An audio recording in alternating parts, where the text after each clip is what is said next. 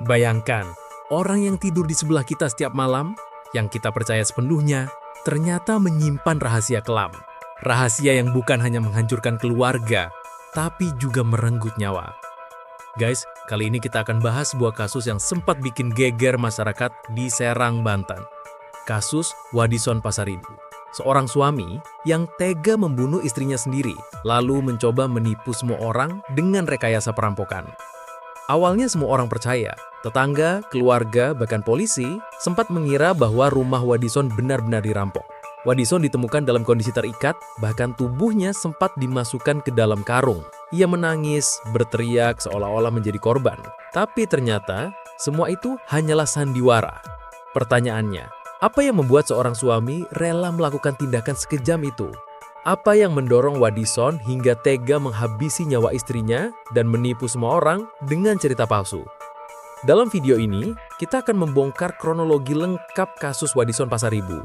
Mulai dari kehidupan rumah tangganya, malam tragedi yang berujung maut, rekayasa perampokan yang ia susun, hingga proses hukum yang masih berjalan sampai sekarang. Dan tentu saja, kita akan melihat bagaimana kebenaran akhirnya terbongkar, meski sempat ditutupi dengan kebohongan. Jadi, siapkan diri kalian, karena kisah ini bukan sekedar cerita kriminal biasa.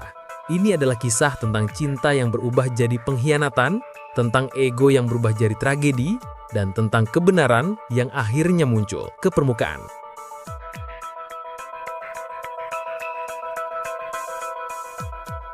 Kalau kita lihat dari luar, rumah Wadison dan Petri di Serang, Banten tidak berbeda dengan rumah-rumah lain di sekitarnya. Sebuah rumah sederhana dihuni pasangan muda dengan seorang anak. Tetangga melihat mereka sebagai keluarga biasa yang menjalani kehidupan sehari-hari tanpa banyak masalah. Petri dikenal sebagai sosok yang ramah. Ia sering menyapa tetangga dan terlihat begitu menyayangi anaknya. Sementara Wadison, di mata orang lain, adalah pria yang tenang, tidak banyak bicara, dan tampak seperti suami yang bertanggung jawab. Sekilas, tidak ada yang aneh. Tidak ada tanda-tanda bahwa rumah tangga ini menyimpan rahasia kelam. Tapi guys, di balik citra itu, ada sesuatu yang tidak diketahui banyak orang. Wadison ternyata menjalin hubungan dengan wanita lain. Bukan sekedar selingkuh, tapi hubungan yang serius. Ia bahkan berencana menikah lagi dengan selingkuhannya. Bayangkan, seorang suami yang masih terikat pernikahan, tapi sudah merencanakan masa depan bersama orang lain. Dan bukan hanya itu, Wadison juga punya ambisi besar. Ia ingin menguasai hak asuh anak. Bagi Wadison, anak adalah bagian penting dalam hidupnya, dan ia tidak mau kehilangan kendali. Ambisi ini membuatnya semakin terjebak dalam konflik batin yang rumit. Di satu sisi, ia masih hidup bersama Petri. Di sisi lain, ia ingin bebas untuk menikah lagi dan membawa anaknya ikut serta. Kondisi ini menciptakan ketegangan yang tidak terlihat dari luar. Tetangga mungkin melihat mereka sebagai pasangan harmonis. Tapi di dalam rumah, ada pertengkaran kecil yang sering terjadi. Ada kata-kata yang menyinggung, ada rasa kecewa yang menumpuk, dan ada rahasia yang terus disembunyikan. Foreshadowing tragedi mulai terlihat di sini. Hubungan yang seharusnya dibangun atas cinta dan kepercayaan, perlahan berubah menjadi hubungan penuh kebohongan dan pengkhianatan. Petri mungkin tidak sepenuhnya tahu seberapa dalam Wadison terlibat dengan wanita lain. Tapi ia pasti merasakan ada jarak, ada perubahan sikap, dan ada sesuatu yang tidak lagi sama. Guys, segmen ini penting untuk kita pahami, karena dari sinilah benih tragedi itu tumbuh. Perselingkuhan, ambisi pribadi, dan konflik batin yang tidak pernah terselesaikan. Semua bercampur menjadi bom waktu. Dan pada malam 31 Mei 2025, bom waktu itu akhirnya meledak.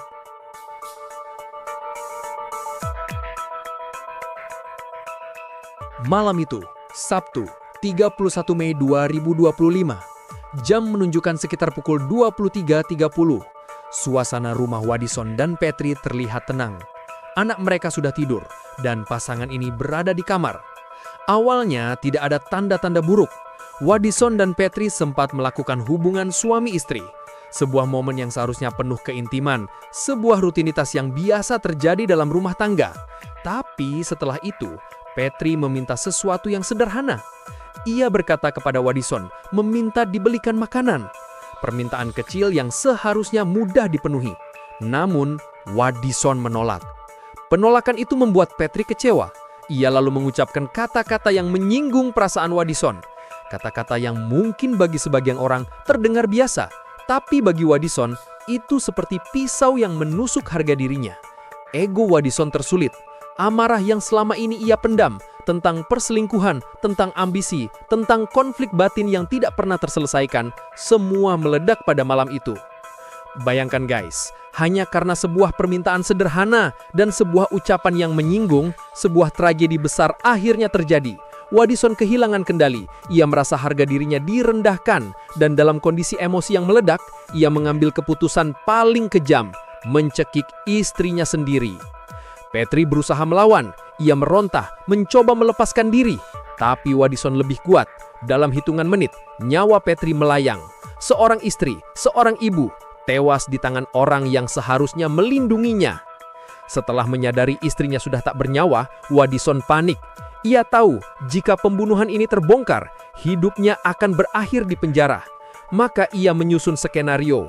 Dalam waktu sekitar 1 jam, ia mengikat dirinya sendiri, memasukkan tubuhnya ke dalam karung, dan berpura-pura menjadi korban perampokan. Ketika warga menemukan, Wadison berteriak, menangis, seolah-olah ikut menjadi korban.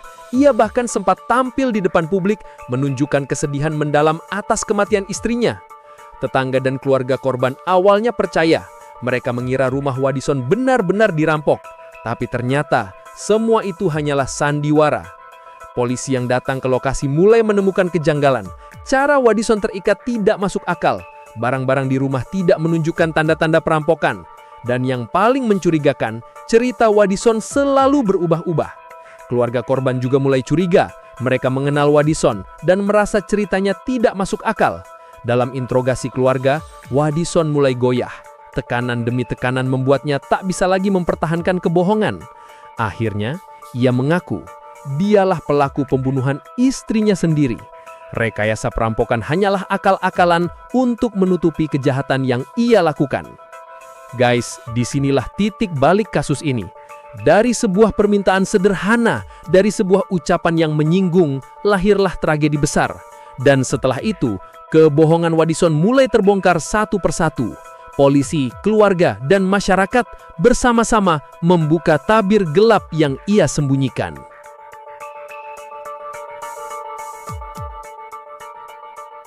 Setelah istrinya tewas di tangannya sendiri, Wadison panik. Ia tahu jika pembunuhan ini terbongkar, hidupnya akan berakhir di penjara. Maka, ia menyusun sebuah skenario, sebuah sandiwara yang ia harap bisa menipu semua orang. Bayangin guys, dalam waktu sekitar 1 jam, Wadison mengikat dirinya sendiri, memasukkan tubuhnya ke dalam karung, dan berpura-pura menjadi korban perampokan. Ketika warga menemukan, ia berteriak, menangis, seolah-olah ikut menjadi korban. Ia bahkan sempat tampil di depan publik, menunjukkan kesedihan mendalam atas kematian istrinya. Tetangga dan keluarga awalnya percaya. Mereka mengira rumah Wadison benar-benar dirampok. Tapi ternyata semua itu hanyalah sandiwara. Polisi yang datang ke lokasi mulai menemukan kejanggalan. Cara Wadison terikat tidak masuk akal. Barang-barang di rumah tidak menunjukkan tanda-tanda perampokan. Tidak ada barang berharga yang hilang. Dan yang paling mencurigakan, cerita Wadison selalu berubah-ubah. Kadang ia bilang perampok masuk lewat pintu, kadang lewat jendela. Inkonsistensi ini membuat polisi semakin curiga. Keluarga korban juga mulai curiga. Mereka mengenal Wadison dan merasa ceritanya tidak masuk akal. Kakak korban berkata, "Sejak awal kami curiga, cerita Wadison tidak masuk akal. Kami interogasi dan akhirnya dia mengaku." Tekanan demi tekanan membuat Wadison goyah. Ia tidak bisa lagi mempertahankan kebohongan. Akhirnya, ia mengaku. Dialah pelaku pembunuhan istrinya sendiri. Rekayasa perampokan hanyalah akal-akalan untuk menutupi kejahatan yang ia lakukan. Setelah pengakuan itu, polisi membawa Wadison ke Mapolresta Serang Kota. Rekonstruksi dilakukan, memperlihatkan bagaimana ia mencekik istrinya, lalu menyusun rekayasa perampokan. Semua orang yang hadir terkejut melihat betapa detail Wadison merencanakan kebohongan itu. Ia bahkan sempat menangis saat rekonstruksi, seolah-olah menyesal. Padahal semua orang tahu, air mata itu hanyalah bagian dari sandiwara. Warga sekitar merasa dibohongi. Seorang tetangga berkata, "Kami nggak nyangka Wadison terlihat baik-baik saja, tapi ternyata tega membunuh istrinya sendiri. Kami merasa dibohongi." Kasus ini menjadi sorotan karena memperlihatkan bagaimana seseorang bisa menyusun kebohongan begitu rapi, tapi tetap tidak bisa menutupi kebenaran selamanya. Guys, disinilah kebohongan Wadison mulai runtuh. Dari sebuah rekayasa perampokan, polisi berhasil membongkar fakta sebenarnya. Dan setelah itu, kasus ini bergulir ke pengadilan. Jaksa menuntut Wadison dengan hukuman berat dan masyarakat menunggu vonis hakim yang akan menentukan nasibnya.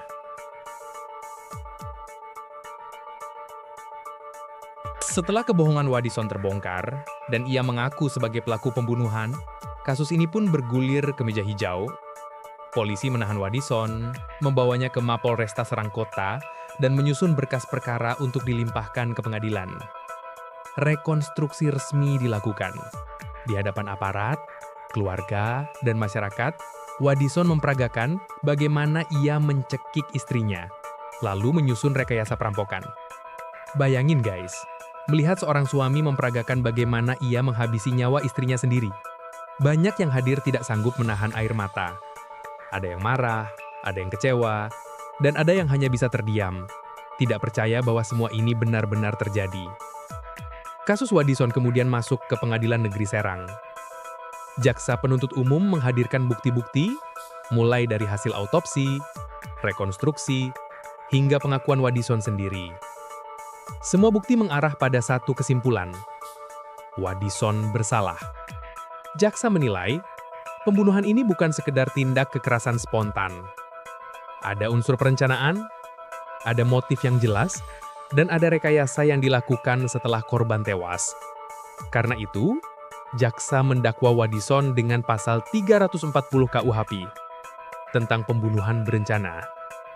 Pada Oktober 2025, jaksa penuntut umum akhirnya membacakan tuntutan.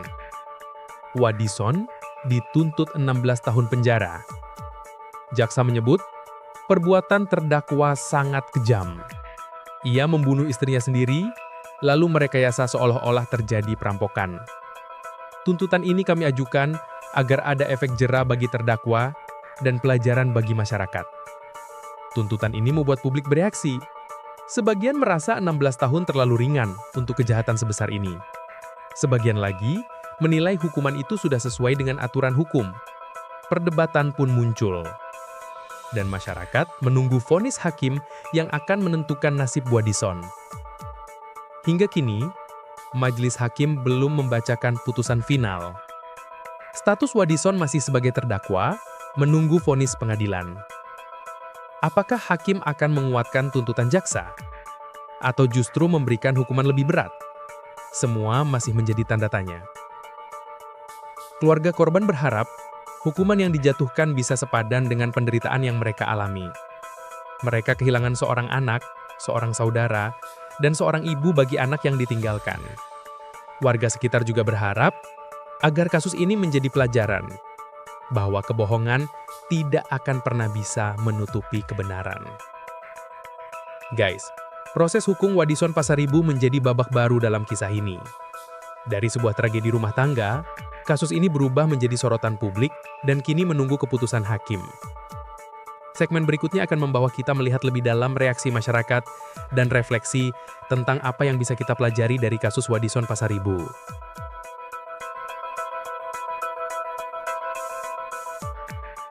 Guys, kasus Wadison Pasaribu bukan hanya mengguncangkan keluarga korban, tapi juga membuat masyarakat sekitar terkejut.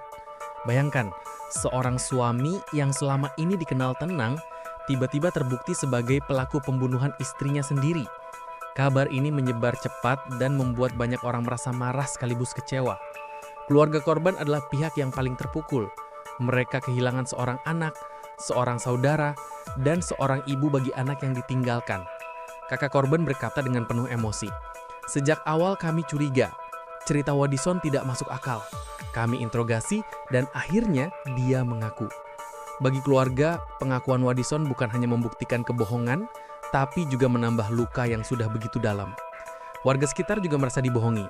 Seorang tetangga berkata, "Kami nggak nyangka, Wadison terlihat baik-baik saja tapi ternyata tega membunuh istrinya sendiri.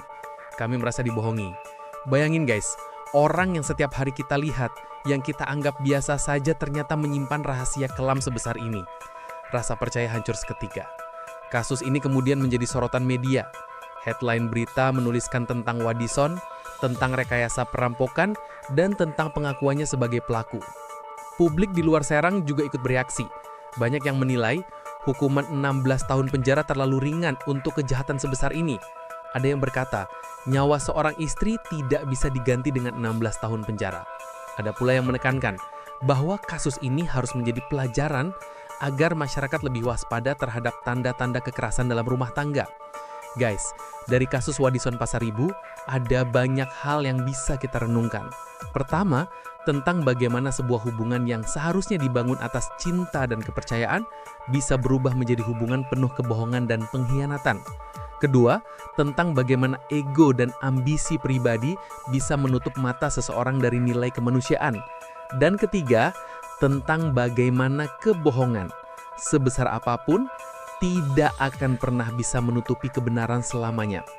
Kasus ini juga mengingatkan kita bahwa kekerasan dalam rumah tangga seringkali berawal dari hal-hal kecil, pertengkaran, kata-kata yang menyinggung, atau konflik yang tidak pernah diselesaikan bisa menjadi pemicu tragedi besar. Itulah mengapa komunikasi dan kejujuran sangat penting dalam sebuah hubungan. Tanpa itu, hubungan bisa berubah menjadi bom waktu yang suatu saat akan meledak. Guys, reaksi masyarakat terhadap kasus Wadison Pasaribu menunjukkan betapa besar dampak sebuah kejahatan bukan hanya bagi keluarga korban, tapi juga bagi lingkungan sekitar, bahkan bagi publik yang mendengar kisah ini. Dan pada akhirnya, kasus ini menjadi pengingat bagi kita semua, bahwa cinta tanpa kejujuran hanyalah ilusi, dan kebohongan hanya akan membawa pada kehancuran.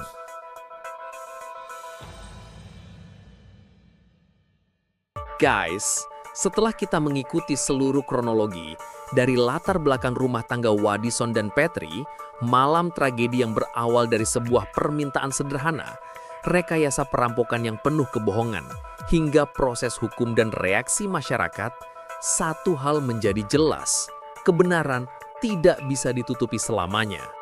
Awalnya, Wadison berhasil menipu banyak orang.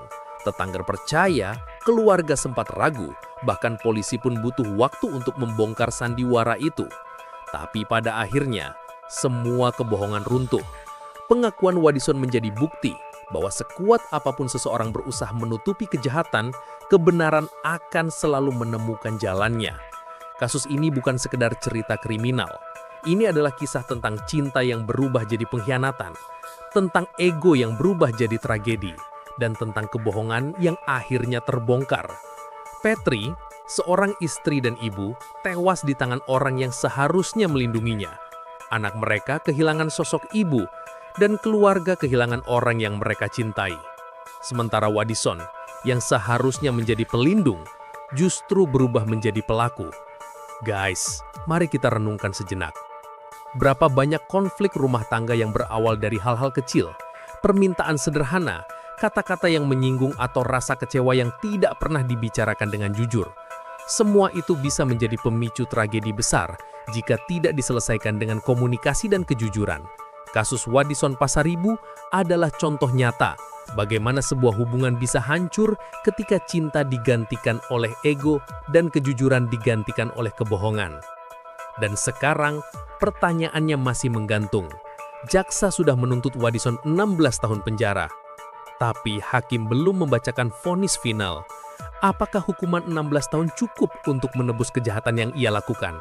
Atau seharusnya lebih berat? Semua masih menjadi tanda tanya, dan masyarakat menunggu keputusan pengadilan yang akan menentukan nasib Wadison Pasaribu. Nah, guys, gimana menurut kalian? Apakah hukuman 16 tahun sudah pantas? Atau seharusnya lebih berat? Tulis pendapat kalian di kolom komentar, karena diskusi kalian akan membuat cerita ini semakin hidup. Dan jangan lupa subscribe, biar kalian gak ketinggalan kisah nyata berikutnya. Karena di dunia ini, selalu ada cerita yang menunggu untuk dibongkar. Cerita tentang kebenaran, tentang kebohongan, dan tentang manusia yang kadang lebih menyeramkan daripada monster manapun.